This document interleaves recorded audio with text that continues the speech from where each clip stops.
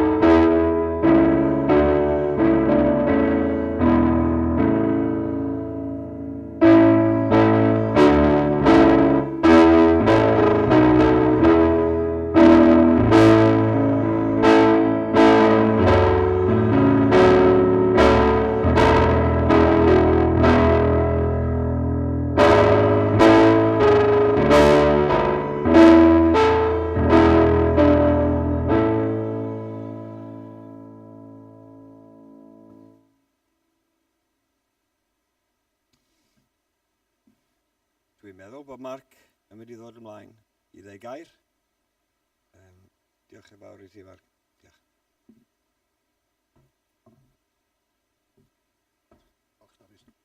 Wel, dwi'n eisiau rhoi adroddiad hir i chi eleni, ond dwi'n meddwl mae'n addas jyst i tynnu sylw at cwpl o pethau de.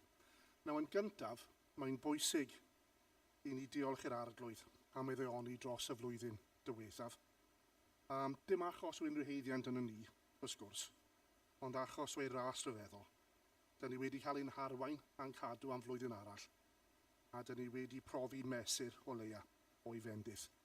Yn y gweinidogaethau da ni wedi wneud. Da ni'n wir ddiolchgar am hwnna. Ond, pedair peth penodol. A mae Steff off yn sal ar hyn o bryd, fel mae lot ohonych chi'n gwybod. Plis gweddiwch dros Steff, iddo fe cael ei gryfhau, ac hefyd iddo ni cael arweiniad a doethineb i gwybod beth sy'n well i'r dyfodol, y ffordd dyn ni'n strwythur o'r gwaith, i helpu Steff ac i helpu'r gwaith yn cyffredinol. Am yr ail peth, mae Gwydion y Catrin wedi gorffen yn Bryn y Groes ar ôl 10 mlynedd. Mi wna i ddweud ychydig bach mwy am hynny y fori. Ond da ni'n ddiolchgar iawn i'r arglwydd am Steve a Deb Davies sydd wedi dilyn nhw. A hyd yma, mae nhw i weld yn setlo'n dda, ond jyst rhoi misoedd wedi pasio, so cael weld. I wneud y gwaith yn hir dymor, mae fydden nhw angen stamina a dyfal parhad. Felly, plis gweddiwch dros nhw yn ffyddlon. Trydydd peth, da ni'n ymwybodol mae peth yn mynd yn anoddach i plant yn ein ysgolion uwchradd a cholegau. Felly, da ni wedi appointio aelod newydd o staff, Catrin Trollope, am 2 mlynedd i ddatblygu adnoddau dibynadwy ac addas i'w hoed, i trio helpu plant a phobl ifanc. Hefyd, mi fydd hi yn ceisio cefnogi gweithwyr plant yn ein eglwysu, i weld os ni'n gallu cael rhyw fath o networking yn digwydd a ffyrdd i'r gweithwyr helpu ein gilydd. Y peth, mae Catrin yn dechrau mis nesaf. Y peth ola, da ni'n cael trafferth i fynd ar stwff ar ôl y gynadledd, a'r cynadledd Saesneg os diwethaf nôl i Fangor. Nath Gwyl Roberts wneud blwyddyn diwethaf, ond mae Gwyl, mae o wedi weld o'n dod, dwi'n meddwl, os mae o wedi mynd i Ffranc am ei wyliau. So os chi'n gallu helpu o gwbl efo fynd ar rai o'r stwff nôl i Fangor ar diwedd y gynadledd, plis gadael i fi neu Rebecca gwybod. Lyfli, diolch yn fawr.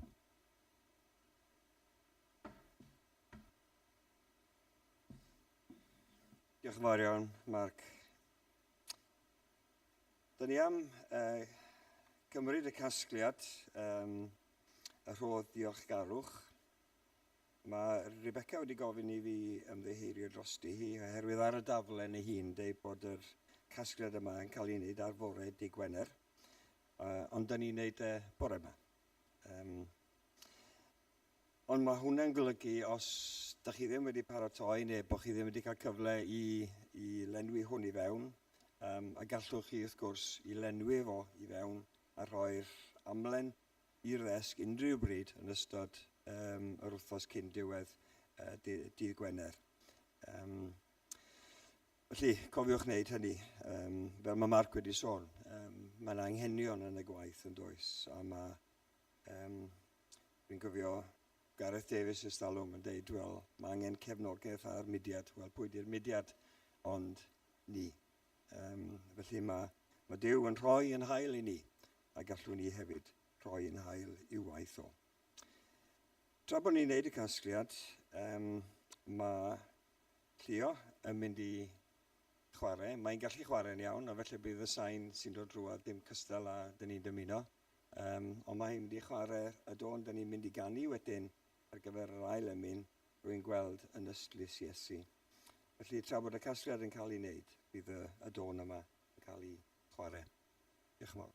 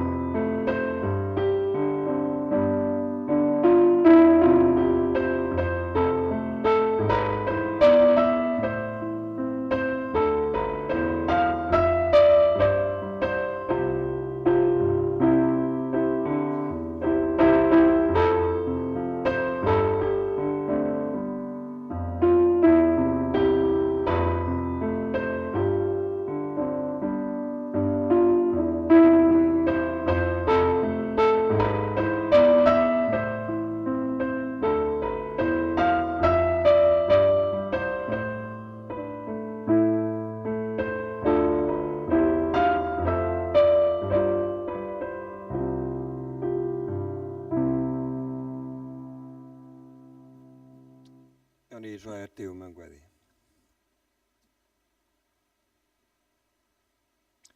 O Dduw ein tad, dyn ni'n diolchgar i ti am yr hyn yr wyt ti'n rhoi i ni.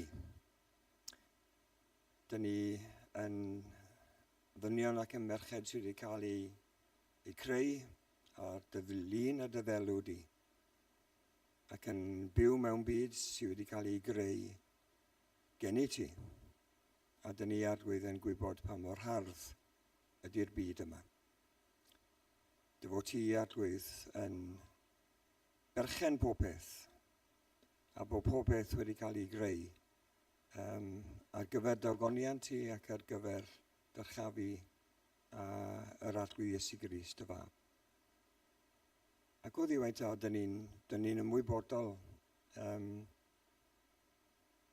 nid yn unig y ffaith bod ti'n rhoi popeth i ni, ond bod ni arglwydd hefyd yn ymwybodol o'r cyfrifoldeb o roi yn ôl i ti yr hyn wyt ti wedi llwyddo a rhoi i ni.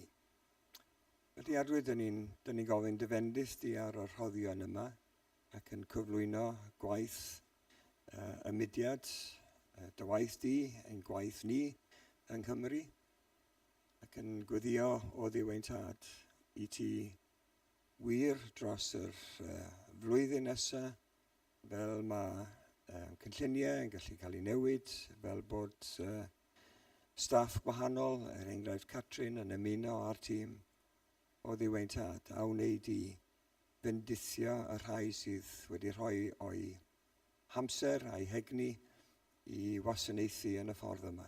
Dyn ni'n gweddio nawr drostyn nhw, a dyn ni arglwydd yn wir yn dymuno y bydde di'n llwyddo dy waith yn ein plith ni. Dyn ni'n diolchgar arglwydd am y cyfle i ddod i Aberystwyth yr wythnos yma i fod gyda'n gilydd. I weld hen ffrindiau ac i weld pobl dyn ni erioed wedi cyfarfod o blaen.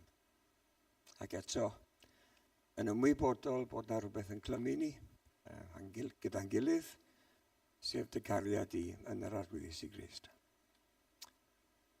Dyn ni'n cymryd hynny yn fraint o Dduw ein tad ac yn diolch i ti am hynny. Felly, wrth i ni ystyried beth dyn ni'n rhoi, nid yn unig i waith y mudiad, ond i waith ein eglwysi lleol. Dyn ni arglwydd yn gofyn am ddoethineb, am ddefnyddio'r arian yma, a bod y waith di arglwydd wir yn llwyddo o dan dyfendus di trwy'r ysbryd lan. O Dduw ein tad. Derbyn nawr yn diolch am yr efengyl, am yr arglwydd Iesu Grist. Ac wrth i ni fwynhau dod o dan y gair bore yma, o dan arweiniad Dafydd, dyn ni'n gweddio i ti i'n bendithio ni. Agor ein llyged ni. Rhyddhau ni arglwydd, dyrchafa ni fel wyt ti'n gallu gwneud. A dyn ni arglwydd nawr yn cyflwyno hunain ac yn rhoi ein gweddi yn enw yr hwn dyn ni'n dod trwyddo fo ata ti, sef Iesu Grist ein harglwydd. Amen. Cyn bod ni'n canu yr ail emyn, dwi am dod â chi at y darlleniad, a mae'r darlleniad yn dod o Efengyl Ioan, pennod 13 i ddechrau, yn dechrau gyda adnod 33, ac wedyn mynd ymlaen i bennod 14 ac i adnod 14. Felly, Efengyl Ioan, pennod 13, adnod 33. Fy mhlant, am ychydig amser eto y byddaf gyda chi. Fe chwiliwch amdanaf, ar hyn a ddywedais wrth yr Iddewon, yr wyf yn nawr yn ei dweud wrthych chi hefyd. Ni allwch chi ddod lle rwyf i mynd. Yr wyf yn rhoi i chi orchymyn newydd, carwch eich gilydd. Fel y cerais i chwi, felly yr ydych chwythau i garu eich gilydd. Os bydd gennych gariad tuag at eich gilydd, wrth hynny, bydd pawb yn gwybod mae disgyblion i mi ydych. Meddai Simon Peter wrtho, Arglwydd, i ble rwy ti'n mynd? Atebodd Iesu ef, lle rwy fi mynd, ni ellir di ar hyn o bryd fy nghanlyn, ond fe fyddi di'n fy nghanlyn maes o law. Arglwydd, gyfynnodd Pedr iddo, pam na allaf dy ganlyn yn awr? Fe rodda fy einioes drosod. Atebodd Iesu, a roddi dy einioes drosodd? Yn wir, rwy'n dweud wrthyt, ni chan y ceiliog, cyn i ti fy ngwadu i 2 gwaith. Peidiwch a gadael i ddim cynhyrchu eich calon. Credwch yn yw, a chredwch yn ofynnau. Yn hi fy nhad y mae llawer o drigfannau.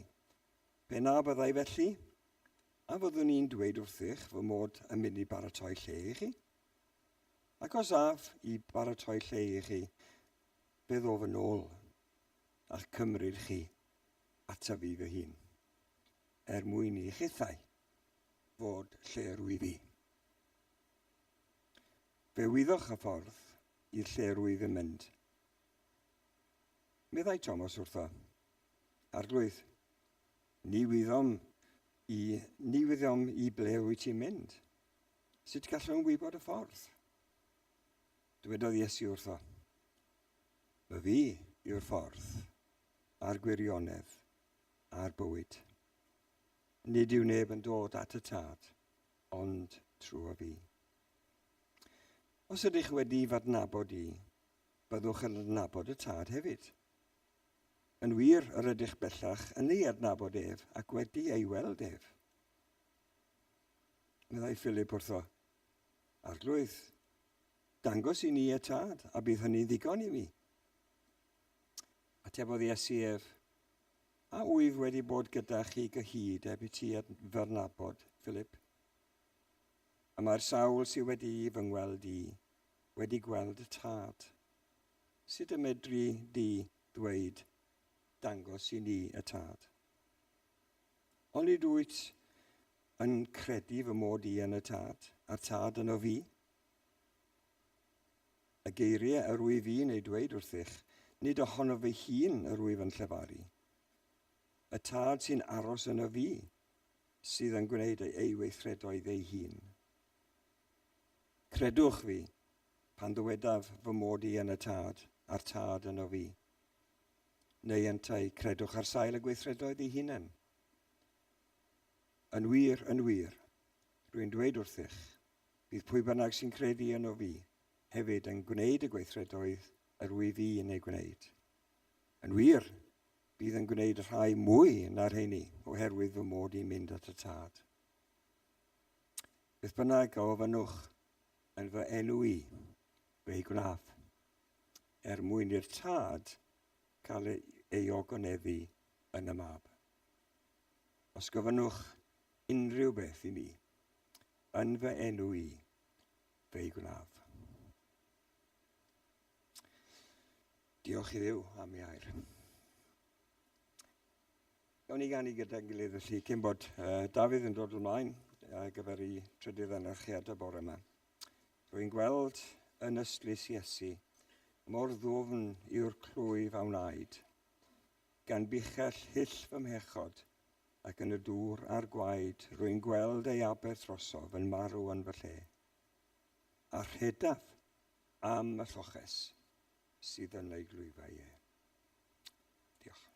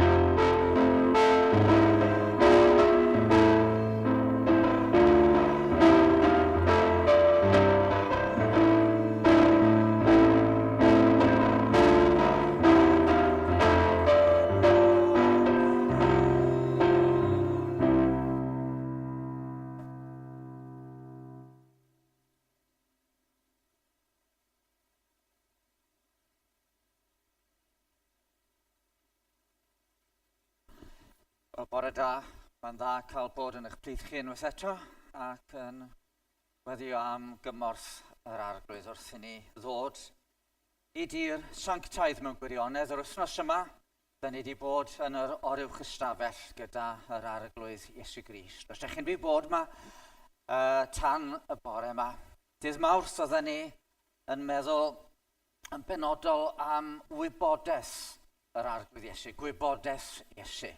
Roedd Iesu yn wynebu awr fawr, awr fwyaf rhyfeddol, mwyaf ofnadwy ac eto mwyaf gogoneddus i weinidogaeth wrth iddo fo wynebu mynd i'r groes. Ac oedd yn gwneud hyn nid achos bod na ryw amgylchiadau wedi cymryd drosodd, roedd yn gwybod beth oedd ei flaen, roedd yn gwybod pwy oedd y gwahanol gymeriadau ar waith yn y cyfan, pwy oedd yr rhai roedd o wedi dewis, pwy oedd yr un oedd yn mynd i'w fradychu.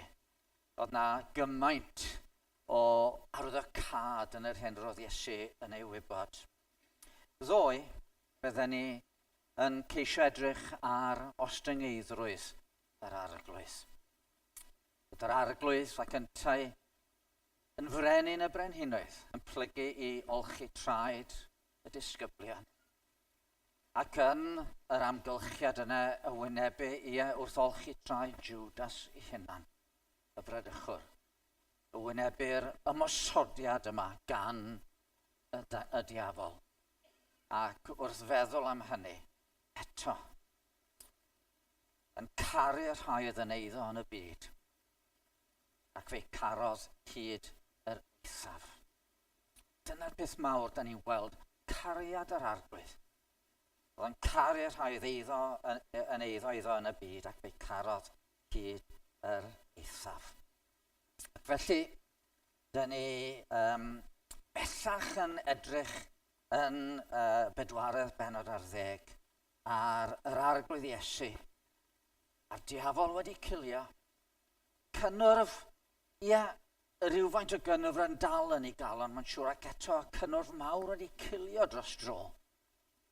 A fan te mwynhau cwmni'r 11 roedd wedi dewis, wedi bod paratoi, a bellach yn ei galw nhw'n gyfeillion, nid jyst yn ddisgyblion. Nhw fydde blaen ffrwyth ei weinidogaeth ac yn sylfaen i'r eglwys fydde'n ymledu drwy y ddeiar a thrwy'r oesoedd yn ffrwyth llafur i enaid hun. Fel dwi'n dweud, dwi'n credu bod y cynnwrf wedi gadael ei galon yn llwyr, ond mae yna ryw ryddhad. Judas wedi allan, Satan wedi cilio dros dro. Mae yna fur o'i hamgylch a'r diafol yn gorfod cadw draw tam yr arglwydd gyda'i gyfeillion. Heddiw, da ni'n trio meddwl am ofal yr arglwydd. Ceisio meddwl am ffordd i ni gael y cyflythrennu. Gwybodaeth yr arglwydd dydd Mawrth, gostyngeidrwydd yr arglwydd ddoe, a heddiw gofal yr arglwydd dros ei ysgyblion. A mae'r geiriau cyntaf yn y bedwaredd benod ar 10 yn eiriau sydd efallai yn ymddangos yn od i ni. Peidiwch a gadael i ddim gynhyrfu eich calon. Yn siŵr bod y geiriau, mae'n mlith y rhai mwyaf cyfarwydd yn Efengylion, efallai hyd yn oed yn fwy cyfarwydd na Ioan 3:16, oherwydd bron ym mhob angladd trwy wledydd cred, mae'r geiriau yma yn cael darllen yn dydyn nhw. Peidiwch a gadael i ddim gynhyrfu'ch calon. Credwch yn yw a chredwch yn o finnau. Oedden ni'n sôn am y gair cynnwrf yma, y gair groeg taraso. Dyma'r gair ddefnyddiwyd pan oedd y disgyblion mewn trafferth ar y môr ac yn gweld Iesu'n cerdded tuag atyn nhw ar y tonau ac yn dychryn cynnwrf yn ei calonau. Yr un gair sy'n disgrifio teimladau Zacharïas yn y deml pan nath yr angel Gabriel ymddangos iddo. Pan welodd Zacharïas ef, fe'i cythryblwyd a daeth ofn arno. cynnwrf sydd yn drwbl yn yr enaid ydy hon. Ac yn y byd yma, dyn ni gyd yn profi cynnwrf ar adegau. Dyn ni gyd yn cael yn trwblu ar adegau. Tybed beth sydd yn creu cynnwrf yn eich calon chi? Oes pryder o feddwl am gyflwr y byd. Dyn ni'n clywed am y rhyfel yn Wcrain. A dyn ni yn cynhyrfu. Sut mae Duw yn rheoli yng nghanol y sefyllfa yma lle dyn ni'n gweld pethau ofnadwy yn digwydd. Neu beth am y nyrs yna, ddari gael ei dedfrydu i oes yng ngharchar ddechrau'r wythnos yma, oherwydd iddi hi fynd at y plant bach diniwed yna. Lladd nhw. Beth sy'n digwydd? Sut fedrwn ni ddeall y math yma o fyd? A lle mae Duw ar waith yng nghanol y byd yma? Beth am y cynhesu byd eang a'r holl danau dyn ni clywed amdanyn nhw ar draws y byd yr haf yma? Sefyllfa economaidd yn gwlad ni, falle bod hwn yn broblem i rai o'ch chi sydd yma. A chi'n meddwl, sut dwi'n mynd i fedru fforddio cynhesu'r tŷ a chael bwyd? Sut dwi'n mynd i dalu'n ffordd a fynd yn fyfyriwr yn y coleg a costau mor fawr ac yn y blaen. A felly mae hynny sydd yn creu cynnwrf yn eich calon. Beth am gyflwr eich eglwys chi? A cyflwr yr eglwys yn gwlad? Wrth i ni weld cymbelu traddodiadol yn cael. Wrth i ni weld difaterwch pobl. Teimlo bod achos Iesu Grist mor ddinod yn gwlad. Da ni'n meddwl, yma Duw. Neu falle wrth gwrs bod yna rhywun yma sydd yn wynebu storm eich hunan. Storm fawr. Dych chi'n mynd siŵr sut dych chi'n mynd i wynebu fe. A fiechyd yn bygwth. Teulu yn chwalu. Y reality'n byd ni'n dweud, yma'n reality'n cymdeithas. Neu falle bod yna rhywun sydd yma efo cwestiynau mawr yn herio'ch calon chi ynglyn â Duw. A dych chi'n mynd gwybod os yw'ch ffydd chi'n mynd i ddal. Dych chi'n mynd siŵr. A dych chi'n mynd i allu aros yn ffyddlon i'r arglwydd. A mae'r cyfan yn creu'r fath gynnwrf yn eich calon. Oherwydd dyma'r byd yn ei wynebu. Ac yn y bon mae deud, beidiwch eich cynhyrfu. Wel, ond ydy bron yn greulon. Da ni gyfarwydd â'r slogan Keep Calm and Carry On, yn dydyn ni. Ond yn aml, y peth olaf ddylech chi ddeud yn ôl y cynghorwyr proffesiynol, y peth olaf ddylech chi ddeud wrth rhywun pan maen nhw yn yr anghyfwng ydy Keep Calm. Don't panic. Eto, dyma ni bugail mawr y defaid yn deud, peidiwch gadael i ddim gynhyrfu eich calon. Wrth gwrs, mae rhaid i ni gofio mae siarad gyda'i ddisgyblion oedd o, a hynny mewn sefyllfa arbennig. Dyma un o'r mannau lle mae rhaniadau rhwng y penodau ddim yn gymaint o help i ni. Oherwydd, pam na fedrwn ni ddod efo ti oedd y cwestiwn oedd yng nghalon y disgyblion. Ar ddiwedd benod 13. Mae Iesu'n dweud, dwi'n mynd rwan ydych chi'n mynd dod ar yn ôl i. Dwi wedi dweud fod un ohonoch chi yn mynd i'n mradychu fi. A bydd y gweddill ohonoch chi yn fy ngadael i. A byddi di Pedr hyd yn oed yn fy ngwadu fi 2 gwaith. A byddwch chi'n teimlo cynnwrf yn eich calon. Ond, dwi'n dweud wrthoch chi, na, peidiwch gadael i ddim gynhyrfu'ch calon. Felly ymlaen yn y benod, mhenod 16, mae'n dweud yn wir yn dweud wrthych byddwch chi'n wylo ac yn galaru. A bydd y byd yn llawenhau. Byddwch chi yn drist.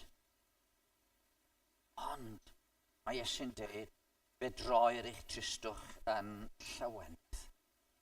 Yng nghanol dryswch y byd, yng nghanol eich problemau, yng nghanol y sefyllfa yma sydd yn gwneud i'ch calonau chi gynhyrfu. A rhaid i chi fod dawel. Peidiwch a gadael i ddim gynhyrfu'ch calon. Felly pam bod Iesu yn deud hyn? Be di'r ateb sydd gan yr arglwydd un pryderon? A mae'r arglwydd yn edrych ymlaen i'r pryderon ultimate. Ac ateb Iesu un pryderon ni ydy yr efengil. Mae'n troi meddyliau'r disgyblion at gynllun mawr Duw. Dyma'r peth nesaf dwi eisiau sylwi arno fo. Ie, mae yna bryderon sydd yn dod i'n bywydau ni gyd. Ond, ateb Iesu un pryderon yn y pen draw ydy'r efengil. Credwch yn Duw a chredwch yn ofinnau. Mae yna sawl ffordd o gyfieithu hwn. Gallai bod yn orchymyn. Credwch yn Duw a chredwch yn ofinnau. Gallai bod yn dweud, dych chi yn credu yn Duw? A dych chi yn credu yn o fi? Gallai fod, wel, dych chi'n credu yn Duw, dydych chi? Credwch yn o fi. Credwch yn o fi. Trystiwch yng nghanol y dryswch yma bod Duw, y Tad, a fi'r Mab, a Duw yr Ysbryd Glân wrthi yn gweithio allan cynllun perffaith fy nhad. A ble mae'r cynllun hwnnw'n arwain? Yn hyf yn had, mae llawer o drigbannau. Pen a byddai felly, a byddwn ni wedi dweud wrth eich fod yn mynd i baratoi lle i chi. Cynllun mawr Duw ydych chi bod chi mynd i gael bod gyda ni, fy nhad a minnau. Dyma bwynt yr holl amhegion Duw wedi bod yn ei deud wrthych chi. Wel, damhegion am y bugail yn ceisio ei ddefaid. Pam o'ch chi'n meddwl o'n i'n deud hyn? Y pen draw wedi dwi eisiau chi fod efo fi. Meddyg yn dod i wella'r cleifion. Achos dwi eisiau chi brofi'r iachad fydd yn golygu bod chi'n gallu bod efo fi. Tad yn edrych allan am ei fab a fradlon. Ond i dyma mae Dyw'r Tad yn ei wneud rwan wrth edrych arnoch chi.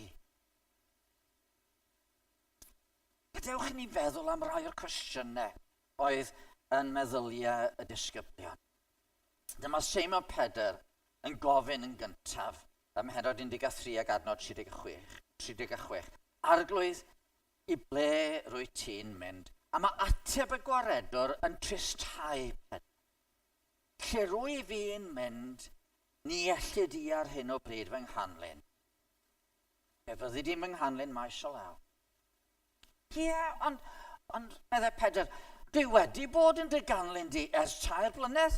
Dwi wedi gadael popeth y dy fwyn di. I fyswn i'n barod i farw gyda thi. Pam na fedrai ddod efo ti? Ond ateb Iesu yn rhoi 2 weddi ni. Yn gyntaf, dwi ti ddim yn sylweddoli be sy'n mynd i ddigwydd. A mi gei di dy roi mewn cornel lle byddi di yn fy ngwadu fi 2 gwaith. Yna wendid yno ti, Pedr, na ti'n mynd sylweddoli. Ti ddim yn gwybod pa mor ddychrynllyd o wan wyt ti. A ti'n mynd sylweddoli pa mor ofnadwy ydy'r sefyllfa wyt ti'n mynd i wynebu. Ac felly yn yr ystyr yna, mae ateb Iesu'n deud, ti'n mynd sylweddoli, ti'n mynd i ngwadu fi 2 waith. Ond mae yna rhywbeth mwy hefyd yn y sefyllfa. Yn hyf yn had, mae llawer o drigbannau. Ond sut fedri di ddod i fanno, Pedr? Mi fyddai pob iddew wedi dysgu yn yr ysgol Sul. Salm 24. Yn y synagog fydden nhw wedi dysgu Psalm 24. Pwy a esgyn I fynydd yr arglwydd, a phwy a saif yn ei le sanctaidd ef. Y glân ei ddwylo a'r pyr o galon, yr un sydd heb osod ei feddwl ar dwyll a heb dyngu elwyddo. Ydw I ddim dod efo fi I difynhad ar hyn o bryd, Pedr. Oherwydd, yna bris i'w dalu am y llwybr yr wyt ti wedi ei ddilyn. Ti ddim wedi bod yn lan dy ddwylo. Ti ddim wedi bod yn byr dy galon. Tydi dy feddwl di ddim wedi bod ar yr hyn sy'n gyfiawn bob amser. Ydy dy eiriau di ddim wedi bod yn onest drwy'r amser. Fedri di ddim dod I difynhad heb fod yna iawn yn cael ei dalu am dy natur bechadurus. A mae hyn yn dod yn fwy clir pan ddawn ni at gwestiwn Thomas. Arglwydd, ni wyddom ni I ble rwy ti'n mynd, sut y gallwn wybod y ffordd? A mae Iesu'n dweud, na fi yw'r ffordd, a'r gwirionedd, a'r bywyd. Nid yw neb yn dod at y tad ond trwy fi.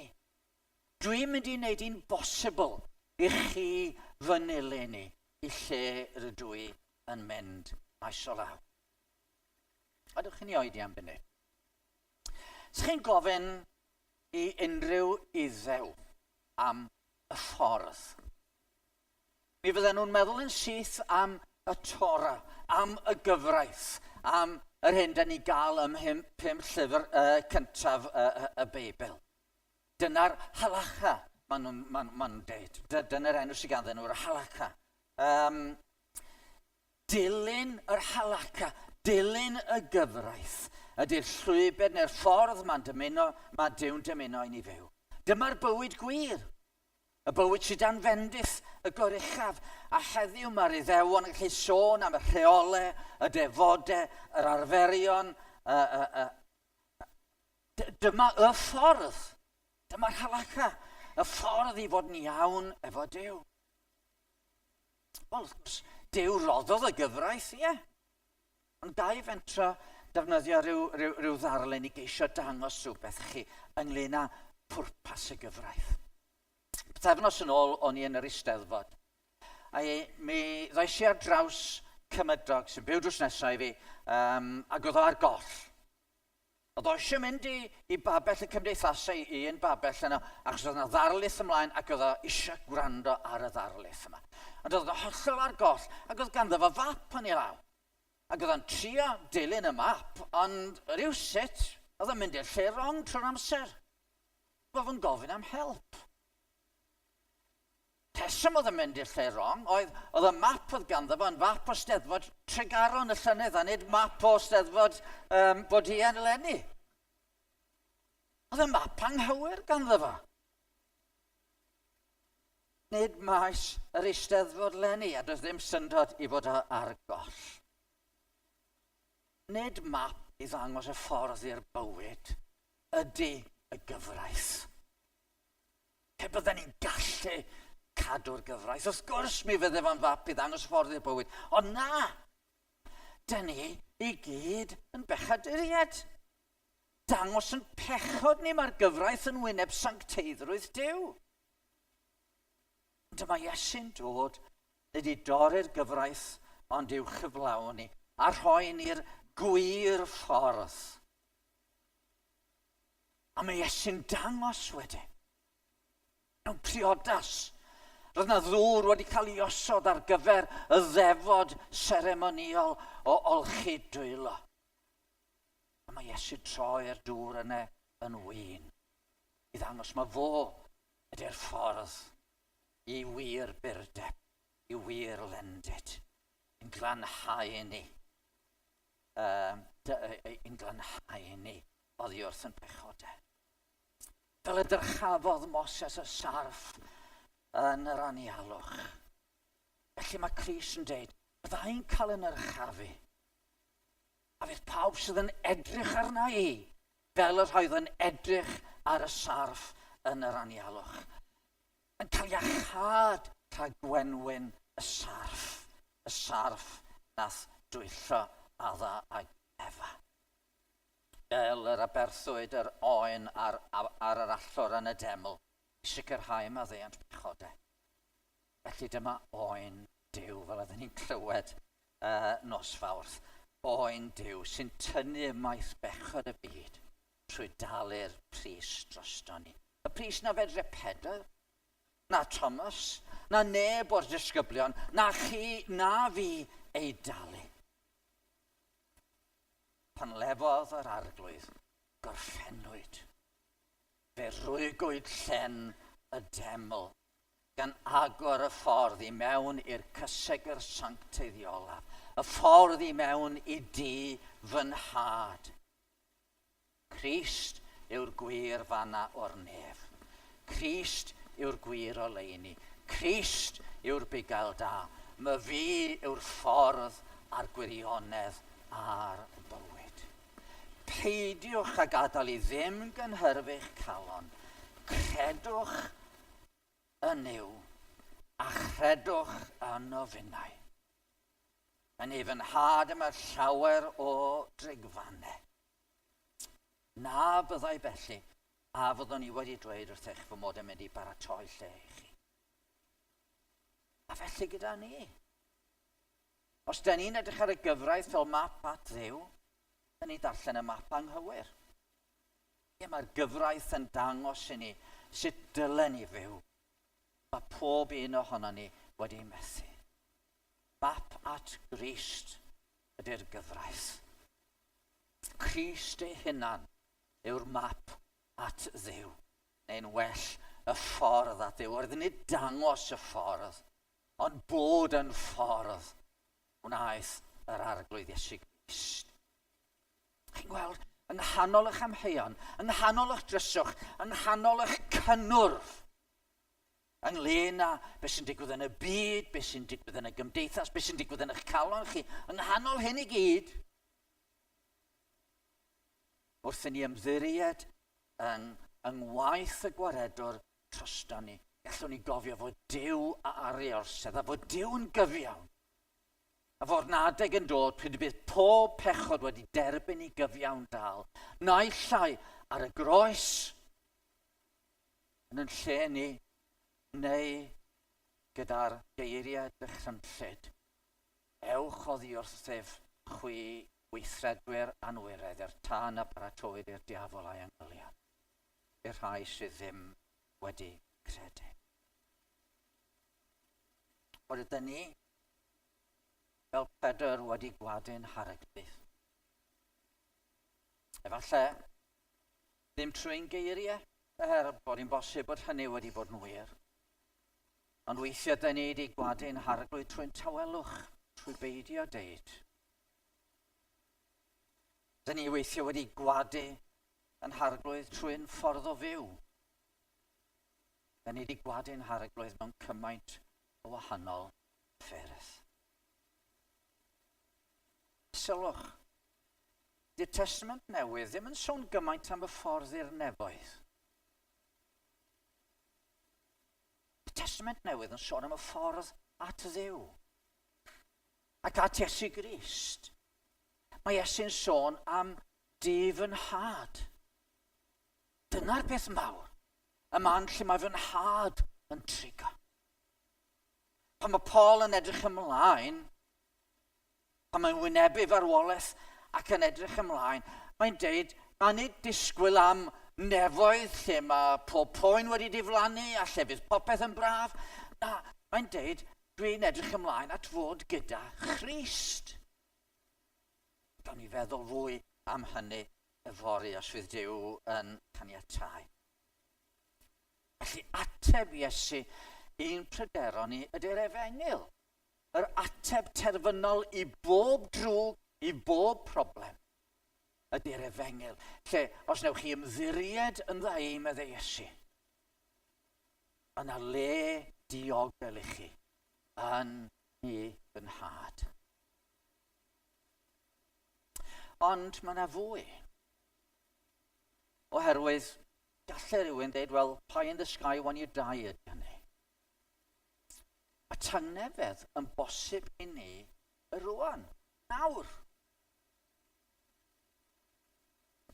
Nid jyst yw awgrym bod pethau'n mynd i fod iawn rhyw ddydd. Oherwydd mae gan Iesu fwy i ddweud. Os af a pharatoi lle i chi, bydd o fy nôl i'ch cymryd chi ataf i fy hun, mwyn i chithau fod lle rwy fi. A rwy'ch chi'n eto feddwl am y disgyblion yn clywed fod Iesu'n mynd i'w gadael nhw. Beth yn mynd i ddigwydd iddyn nhw yn y cyfamser? Ond i ddod na le i'w calonau nhw fod i cynhyrfu. Oedden nhw wedi bod efo Iesu am 2 blynedd. Oedd bob trodd ganddyn nhw broblem, oedden nhw gallu just troi ato fo, a oedd yn mynd i fod yno. Oedden nhw wedi gweld y ffordd roedd yr awdurdodau'n gwrthwynebu i meistr, ac os oedden nhw fod dilyn i meistr, ond nid oedd yr awdurdodau mynd i'w gwrthwynebu nhw. Oedd ganddyn nhw ddim y doethineb, yr hyder, y cadernid ffydd oedd gan yr arglwydd Iesu. Yn wir, da ni'n gwybod cymaint byddai rhaid iddyn nhw i wynebu yn fuan. Neithiwr oedden ni yn clywed amdanyn nhw wedi wynebu y Sanhedrin oherwydd bod nhw wedi bod gyda'r Iesu bod yn cyhoeddi yr Efengil. Oedden nhw'n mynd i gael y cyfrifoldeb o ddwyn gwaith yr Efengil yn ei flaen. I fydde Iago cyn bo hir yn cael ei ladd gan Herod oherwydd yr Efengil. Mi fydde bron bob un ohonyn nhw yn cael ei merthyru. Heblaw am Ioan, fydde yn wynebu cael ei astudio i Ynys Patmos a fanna yn wynebu hard labour ar Ynys Patmos oherwydd yr Efengil. Ond i doedd eu calon nhw mynd i gynhyrfu pan oedd Iesu'n gadael nhw efo'r gwaith yma o ddwyn yr Efengil yn ei flaen. Ond mae'r arglwydd yn rhesymu fan yma. Dwi'n mynd i baratoi lle i chi. Ac os dwi'n mynd i baratoi lle i chi, dwi ddim yn mynd i baratoi lle mwyn i chi fethu cyrraedd y lle yna. Os dwi'n paratoi lle i chi, dwi'n mynd i ddod nôl i'ch nôl chi, a mi fyddwch chi wedi cael eich cadw. A mi fyddai yn gallu'ch cael chi efo fi. Pan mae'r byd yn taflu pob math o bethau atoch chi, dwi yn mynd i'ch cadw chi. Cofiwch be dwi wedi dweud unwaith eto. O sôn amdana fy hun fel y bugail da. Yr wyf fi'n rhoi bywyd trygwyddol iddynt, nid ant beth i ddistryw, a ni chaiff neb ei cipio hwy allan o'm llaw i. Chi'n ddiogel yn fy nwylo i. Ni all neb ei cipio allan o law fy nhad, bydde fo. Ac o fewn ychydig frawddegau yn yr orwch ystafell, mae'n deud, felly chwythau yr ydych yn awr mewn tristwch, ond fe'ch gwelaf chi eto, ac fe lawen ha eich calon. Ni chaiff neb ddwyn eich llawenydd oddi arnoch. Ond sut mae'r arglwydd yn mynd i'w diogelu nhw? Sut mae'n mynd i'w cadw nhw? Wel, oedden ni'n meddwl rhywfaint am un ffordd ddoen, doedden ni eiriolaeth yr arglwydd. Os ydych yn fy ngharu i, Ioan 14, adnod 15, 16, os ydych yn fy ngharu i, fe gadwch fy ngorchymyn yn ni, ac fe ofyna finnau am tad. Dwi'n mynd at yn had, a dwi'n mynd i ofyn i'm tad. A dwi'n mynd i fod yn parhau i ofyn i'm tad. A dwi'n mynd i fod yn byw bob amser i eirio trosto chi. Mae gan hwn am ei fod yn aros am beth o ffeiriadaeth na throsglwyddir mohoni. Dyna pam mae ef hefyd yn gallu achub hyd yr eithaf, y rhai sy'n agosau at Duw trwyddo ef, gan ei fod fyw bob amser i eiriol trostent. Bereryn, llesg, llyddedig, yng nghanol brwydrau sydd mae'r gelyn yn glwyfedig, rwyt bron a chario'r dydd, na lofrhaed dy galon, Cei goncwest yn y man, mae'r gŵr sy'n gwisgo'r goron yn eiriol ar dy ran. Bore yma, y funud yma, be mae eisiau wneud?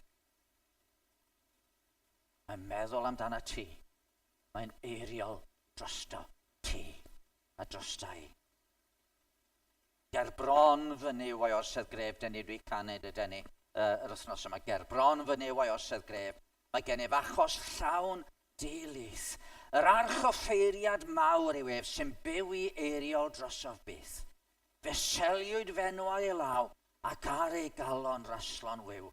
A gwn trasau fy ngheidwa draw na chaf yng ngwrthod gan fy niw. A eiriolaeth y gwaredwr. Mae'n gofalu amdano chi. O, diolch, diolch. O, ond mae yna fwy. Mae yna fwy.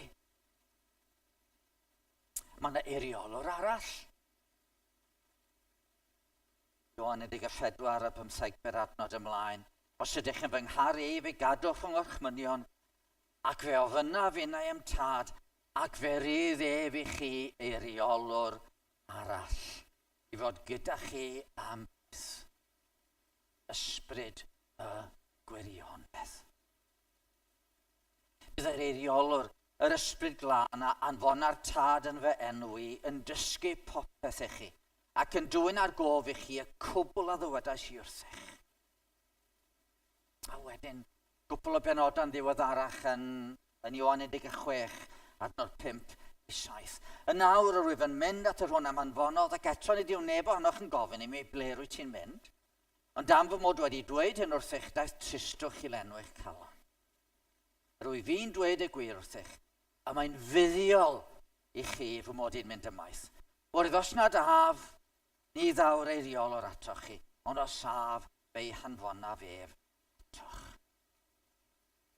Fi'n gweld, sy'n ni'n aros fan hyn efo chi, sy'n chi'n mynd off i bregesu'r efengil, a wedyn fys chi'n wynebu rhyw broblem, a fyddech chi'n, ble mae Iesu mi gael dod a gofyn am help, a fyddech chi'n gorau teithio falle i chwilio amdanau.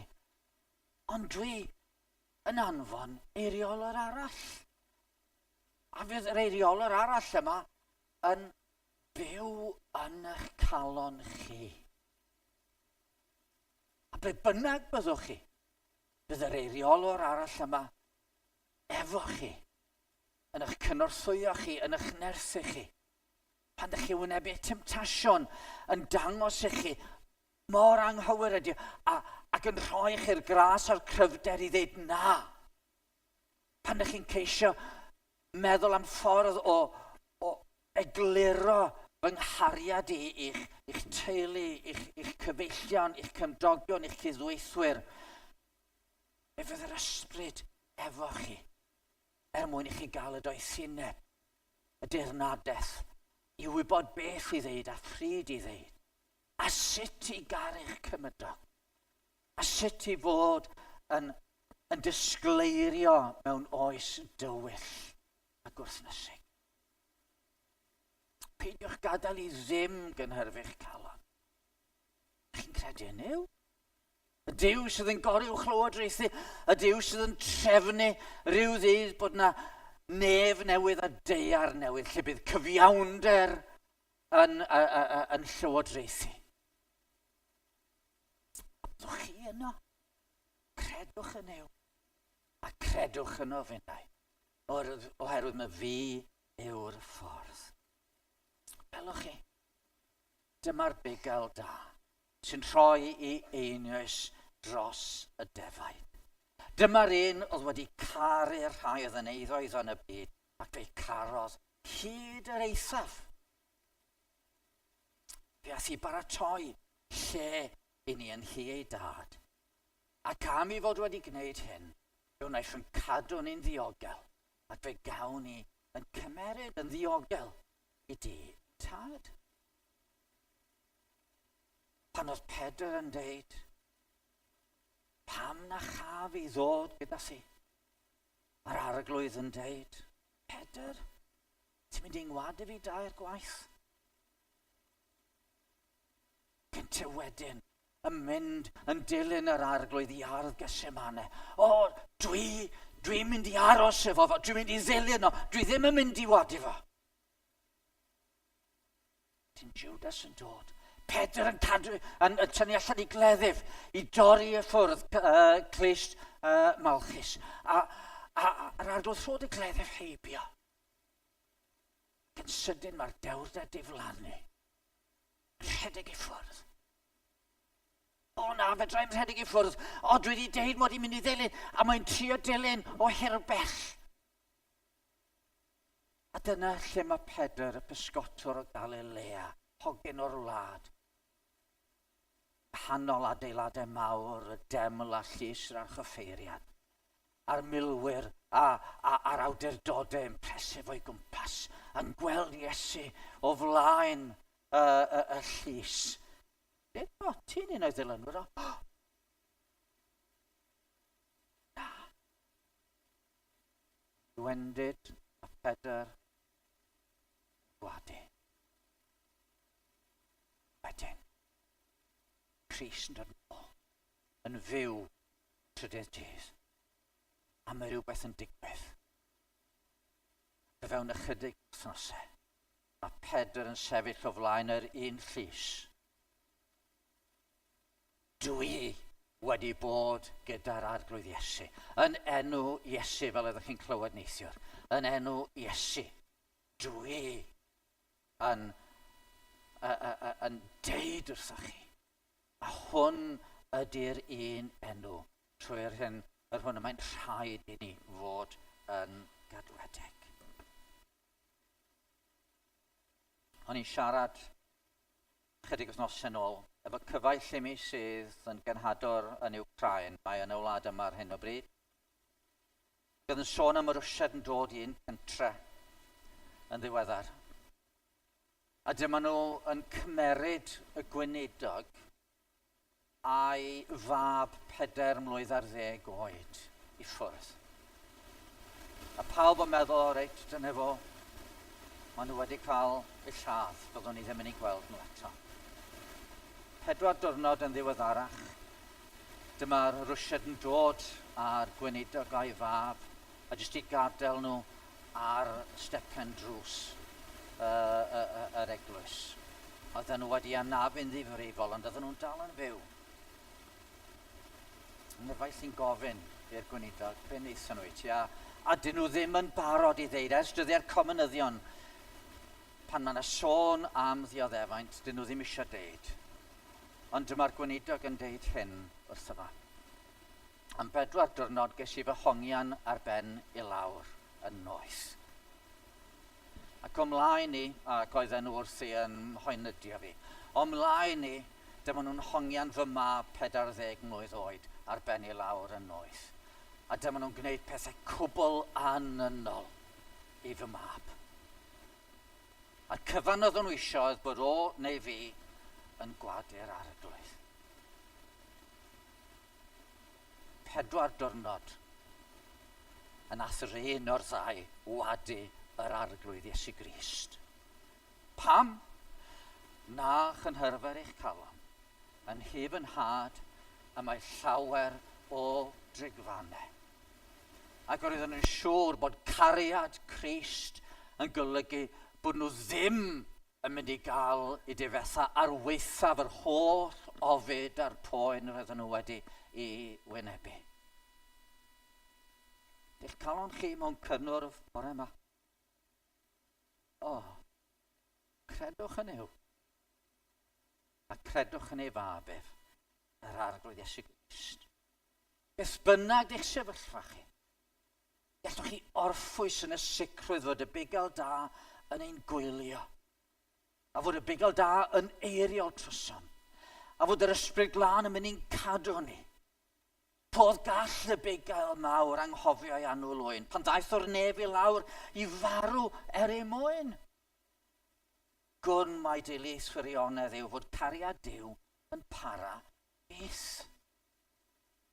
A fi cynd irioned bugel, neb erioed mor fwy neu fryd, a'r gwaredwr, a fi'n gwedu mwyn casglu i braidd gyd.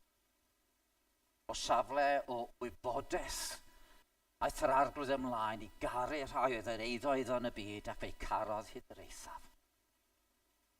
Mewn gostyngeidrwydd, aeth yr arglwydd i garu rhai oedd yn eiddoedd yn y byd ac fe'i carodd i'r eithaf.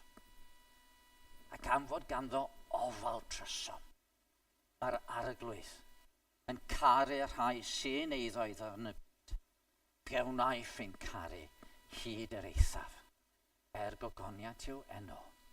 A ryw ddydd cawn ni fod gydag ef. Panel y byd ar dan. Ac edrych ar ei hyfryd wedd gan harddach ag o'r bain. Gadewch i ni weddio. Arglwydd yn Duw. Maddau ni yn bod ni weithiau yn ame dy ofal di trysom.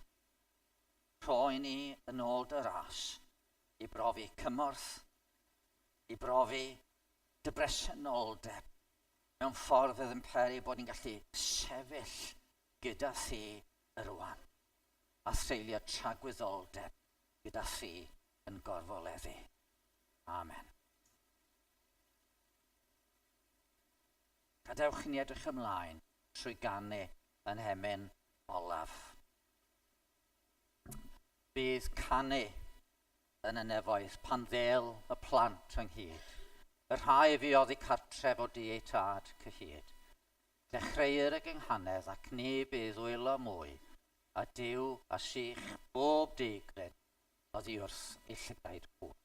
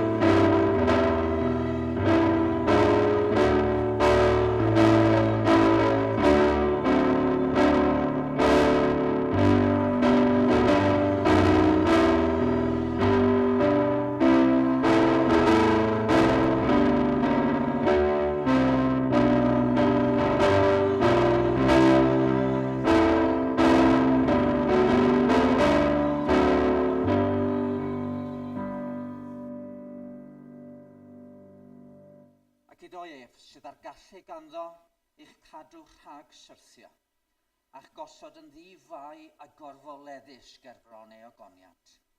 Iddo ef yr unig dduw ein gwaredwr trwy Iesu Grist ein harglwydd, y byddag ogoniant am awrhydu, gallu ac awdurdod cyn yr oesoedd ac yn awr a byth bythoedd. Amen.